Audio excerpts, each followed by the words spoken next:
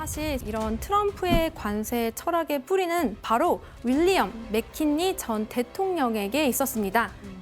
트럼프는 맥킨리 집권기가 포함된 1870년부터 1913년까지를 미국이 가장 부유했던 시절이라고 직접 말했습니다. 그리고 이 시기를 미국 경제사에서 길디드 에이지, 즉 도금 시대로 부르며 이 시기 미국 GDP가 연평균 약 5% 성장하고 이 철강, 철도, 제조업 등에서 세계 1위에 올랐다는 점을 강조했습니다. 그래서 자꾸 그때로 돌아가야 된다고 하는 거네요. 정확하신데요. 당시 연방 정부는 소득세 없이 관세 수입에 의존했으며 실제로 관세가 주요 재원이 되었다고 말하고 있습니다. 교수님, 그러면 트럼프의 이런 정책에 미국인들은 어떤 반응이에요?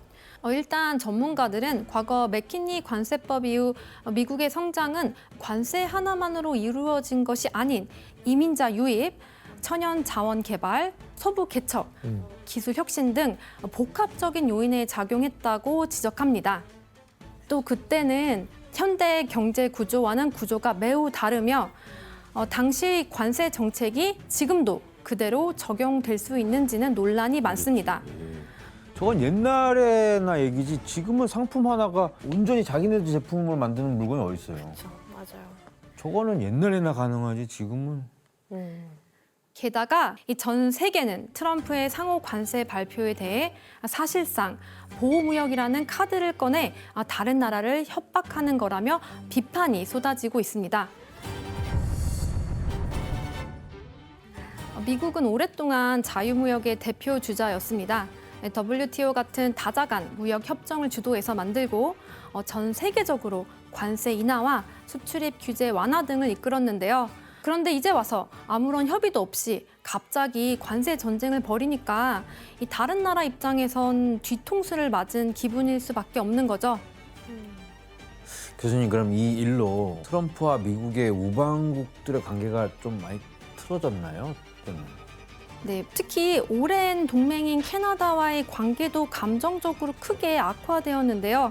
트럼프는 관세 전쟁 내내 관세 내기 싫으면 미국의 51번째 주가 되라며 캐나다를 조롱하기도 했습니다. What I'd like to see, Canada become our 51st state. 캐나다의 많은 사람들은 미국의 51번째 주가 되는 것을 좋아합니다. 트리도 캐나다 주지사와 저녁 식사를 해 기뻤다. 그러니까 그 하나의 주로 인정하는 농담이랑 조롱인 거죠. 총리를 주지사로. 네, 주지사로 그냥 얘기를 한 거죠. 네, 여기서 문제를 내겠습니다. 미국과의 갈등으로 인해 캐나다에서 사라진 것이 있습니다. 과연 무엇일까요? 미국 지우기. 미국은 안 지워져. 지우고 싶어도 지울 수가 없어. 저 나라를 어떻게 지워. 정답. 재환 씨? 커피와 관련될 것 같은데 왠지 아메리카노가 없어졌을 것 같은데. 재환 씨 맞아. 정답입니다. 맞아. 이거 봤었어. 아메리카노 안 사봤 들었어요. 이름 자체가 아메리카네. 그러네. 그래가지고 막 이름 바꿨었다. 무슨 네. 카나디카노로 해야 되나? 그 비슷한 거였어. 그래? 네, 맞아. 캐나다는 미국 트럼프 정부의 정책에 대한 반발로 아메리카노를 캐나디아노로 이름을 바꾸고 있습니다. 캐나디아노. 캐나디아노. 이거 왜 이렇게 웃기죠? 저 근데 이름만 바꾼 게 아니라 저 옆에 지운 거 보세요. 저게 관건이야. 지워버렸어, 정말. 이렇게 했잖아. 굳이 저걸 써놨잖아. 맞아. 근데 이게 단순히 외교적인 싸움이 아니라 일반 국민들한테까지 이런 반감이 생겼다는 거잖아요. 그렇죠. 이뿐만 아니라 미국산 제품에 대한 불매 운동도 확산 중입니다. 이런 움직임은 관세 폭탄을 맞은 다른 나라들로도 번지고 있습니다. 특히 SNS에선 미국산 제품 목록을 공유하며 사지 말자고 독려 중인데 관련 글이 있습니다. 혜성 씨가 읽어주시겠어요? 뭐뭐 있어? 특히 안 사는 거. 미국 제품을 보이콧할 시간이다. 여기에 일부 목록이 있다. 근데 대부분 일상생활과 관련된 제품들이 워낙 많아서 이게 없애기가 쉽지 않겠네요. 결제 서비스도 있고. 그렇죠. 대표적인 미국 기업 로고들을 공유하며 이 보이콧을 독려하고 있는 모습인데요. 이뿐만 아니라 대체 가능한 외국산 제품 리스트까지 만들어서 온라인에 돌리는 상황입니다. 아, 저렇게 아디다스로. 이 대표적으로 나이키 대신 아디다스나 다른 브랜드로 대체하자는 그러니까요. 예. 움직임까지 벌어졌는데요. 어쨌든 세상이라는 게 대체품인 다 있으니까. 그렇죠. 그렇지. 뭐 미국산 안 쓰더라도. 그래서 이렇게 관세 전쟁은 단순한 경제 문제가 아니라 국가 간 감정과 이 소비자 행동까지 흔들어 놓은 셈인데요. 그러네요. 아니 근데 전 세계가 지금 이렇게 반발하고 있는데도 트럼프는 왜 계속 이 관세 전쟁을 좀 밀어붙이고 있는 거예요? 이유를 모르겠어요. 이 트럼프의 관세 정책 배경에는 여러 가지 이유가 있습니다. 이 첫 번째는 안정적인 정치적 입지를 확보하기 위해서인데요. 이번 대선 결과의 분수령이 되었던 지역은 바로 러스트벨트 지역이었습니다. 공업단지. 이 러스트벨트는 미국 북동부와 중서부의 중공업 도시 밀집 지역을 말하는데요. 이곳은 산업화의 상징인 철강과 자동차 생산지였고 이 중산층 노동자도 많고 공장도 빽빽했어요. 하지만 1980년대 이후 급격히 쇠퇴하게 되었습니다. 근데 이 지역이 어려워진 이유는 뭐예요? 그 이유는 미국 기업들이 임금이 더 싼 중국이나 멕시코로 공장을 옮겨버렸기 때문인데요. 그렇죠. 인건비 때문에. 이러다 보니 러스트벨트의 공장들이 줄줄이 문을 닫았고 이 말 그대로 녹슨 공장지대가 된 겁니다. 그러니까 공장들이 해외로 빠져나가면서 제조업 중심지가 쇠퇴를 하게 된 거네요. 네, 정확하신데요. 특히 이 지역의 백인 중산층 노동자들이 일자리를 잃고 정부가 자신들을 외면한다고 느끼게 되었는데 이런 불만이 쌓이던 와중에 트럼프가 등장한 겁니다. 그럼 트럼프 전후로 어떤 변화가 있었는지 확인해 볼까요? 뭘 변화시켰을까? 2008년 대선 당시 민주당을 지지했던 거와는 달리 대선 때는 저랬는데 2016년에는 완전히 공화당으로 돌아선 게 느껴지시죠? 와 완전 공화당으로. 와, 공화당 텃밭이 돼버렸네. 뭐 지지는 이렇게 변했다는 걸 알겠는데 왜요? 왜 변했어요 지지가? 이 사실 수많은 노동자가 거주하던 러스트벨트 지역은 과거엔 친노동자 정당이라고 불리우는 민주당의 강력한 텃밭이었습니다.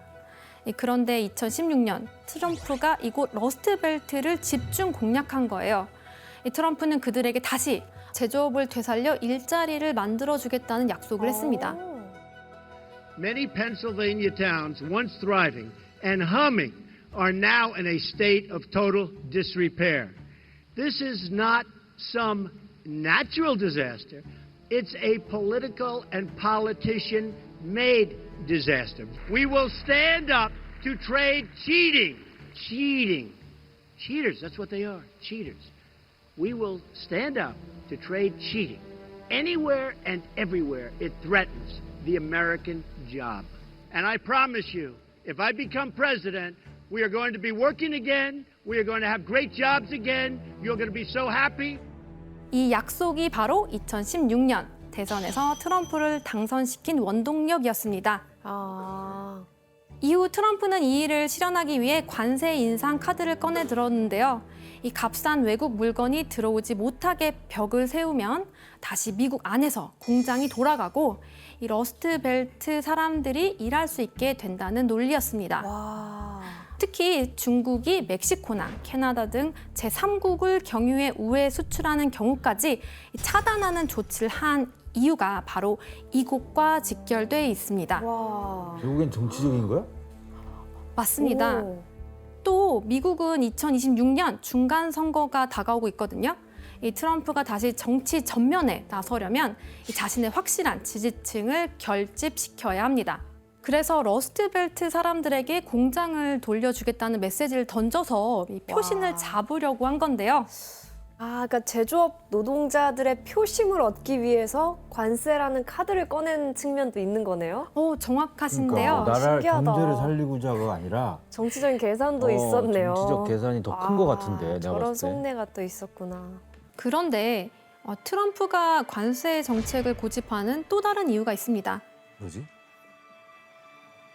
바로 재정 확보를 위해서입니다. 재정 확보.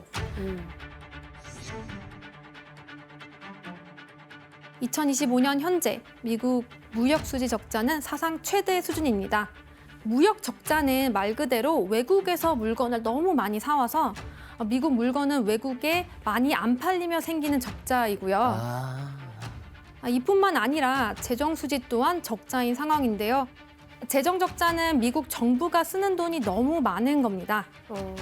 이 도로를 만들고 군대를 운영하고 이 복지에 들어가는 등 돈을 많이 쓰는데 그만큼 세금을 못 걷고 있다는 건데요. 이걸 합쳐서 쌍둥이 적자라고 부릅니다. 쌍둥이. 그럼 미국의 적자가 도대체 얼마나 심각한 상황입니까? 한번 표를 보면서 설명드리겠습니다. 네. 야. 2015년 약 18조 달러에서 2024년에는 36조 달러를 넘어서며 9년 만에 2배로 불어났습니다. 와, 30조 달러면 거의 그 국가 해산해야 되는 거 아니냐? 그리고 이 정도면 완전 위험 수위인 것 같은데요? 맞습니다. 이처럼 부채가 급증한 주된 원인은 방만한 정부 지출로 인해 매년 약 2조 달러, 한화 약 2,797조 원씩 재정 적자가 계속 쌓이고 있기 때문입니다. 언제 저렇게 빚이 많아졌어? 이렇다 보니 트럼프 대통령은 각 기관의 지출을 일론 머스크가 이끄는 정부 효율부, 도지의 검사를 받도록 지시했는데요. 도지는 2026년까지 재정 적자 1조 달러를 감축한다는 목표로 이 정부 기관들의 대대적인 인력 감축과 그죠. 이 조직 구조조정이 효율화를 요구하고 있습니다. 이에 연방 공무원이 7만 5천여 명, 국제개발처, 보건복지부, 나사, 질병통제센터 등 12개가 넘는 주요 기관에서 총 20만 명 이상이 해고됐습니다. 와. 아니 이거 되게 무슨 너무 큰 모순인데? 일자리 늘려준다면서 애들 다 자르고 있는데요? 이게 뭐야? 좀 아이러니하긴 하네요. 나름 판단한 거죠. 20만 명 정도는 없어도 된다라고. 그러니까 강행한 거죠. 맞잖아. 맞아. 그렇게 친 거지. 이게 뭐야? 뭐 하는 짓이야? 그렇다면 미국의 무역 수지 적자는 어느 정도일지 표로 확인해 볼까요? 계속 적자가 늘어나고 있네요. 네, 맞습니다. 2017년에 트럼프 1기 행정부 역시 고관세 정책을 추진했습니다. 그러나 그래프를 보면 무역 적자는 오히려 늘어났고요.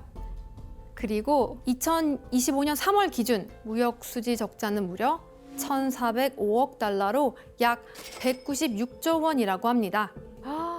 적자 폭이 어마어마하네요. 아니 그러면 문재한 세무사님 적자가 늘어난 이유는 뭐예요, 그럼? 그러니까 이게 뭐야? 근데 일단은 고관세를 때리다 보니까 이제 이게 풍선 역할처럼 베트남, 멕시코를 통한 우회 수출이 엄청 늘어났다고 보시면 될 것 같아요. 아까도 표를 보시면 베트남 같은 경우는 그 유독 세율이 관세가 높았잖아요. 네. 아마 그거에 대한 어떤 반응을 미국도 대응하고 있는 게 아닌가 생각됩니다.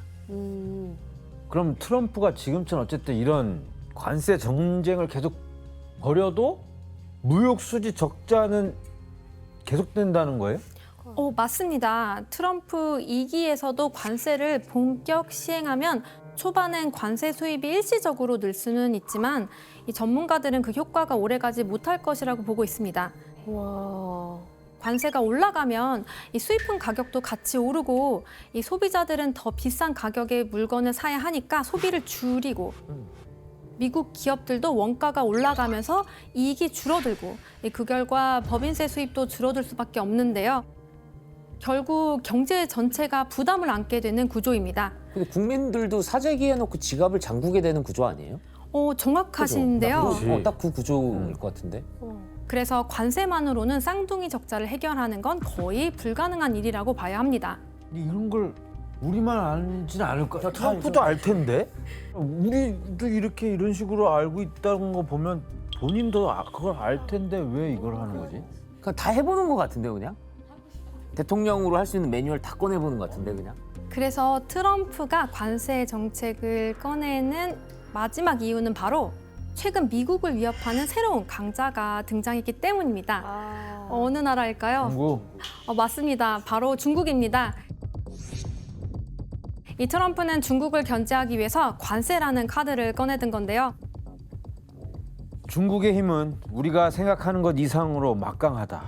중국의 경제력이 얼마나 대단한 위력을 발휘할지, 그 위력이 미국 경제에 얼마나 큰 손해를 끼칠지 가늠하기 어렵다. 중국은 미국에게 위협적인 국가다. 그래서 트럼프는 자신이 저서에 중국에 대한 그의 생각과 적개심을 담고 있습니다. 뭐 맞는 말이죠. 예. 그리고 너무 급성장하고 있기 때문에 네. 맞아요. 근데 교수님 이게 트럼프가 중국을 견제하는 이유가 중국의 이런 뭐 경제력 때문인가요? 맞습니다. 2000년대 초 중국은 WTO에 가입하면서 이 세계 경제 질서 안으로 본격적으로 들어오게 되는데요. 이때부터 세계의 공장이라 불릴 정도로 제조업이 폭발적으로 성장했습니다. 그쵸. 사실 중국의 변화는 1978년 덩샤오핑이라는 지도자가 등장하면서 시작됩니다. 그가 내세운 건 바로 개혁, 개방 정책인데요. 말 그대로 국내 시스템은 뜯어 고치고 해외랑은 문을 열어서 거래하자는 이야기입니다. 그 전까지 중국은 모든 걸 국가가 통제하고 시장도 없고 사유 재산도 금지된 상태였습니다. 이걸 덩샤오핑이 뒤집었습니다. 그렇게 중국은 사회주의 안에 자본주의를 심어놓은 묘한 실험을 시작한 건데요. 그 결과는 어땠을까요? 아주 만족스럽겠는데. 맞습니다. 중국은 말 그대로 미친 듯이 성장을 했는데 하지만 미국의 상황은 달랐습니다. 이 중국의 거센 수출 공세 때문에 미국은 수십 년 동안 막대한 무역 적자를 기록했거든요.